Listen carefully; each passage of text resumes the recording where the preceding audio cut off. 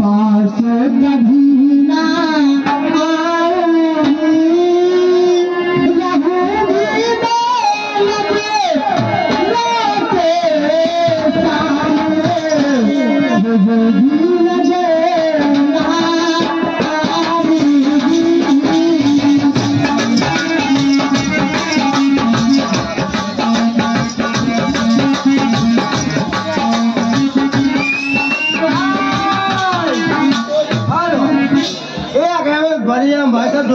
सब ग्राम कंचनपा है मैं शिकारी वाले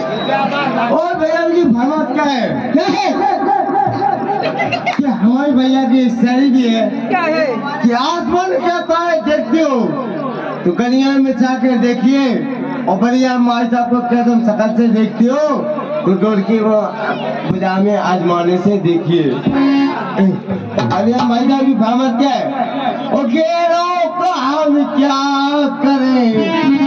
तो अपने बदल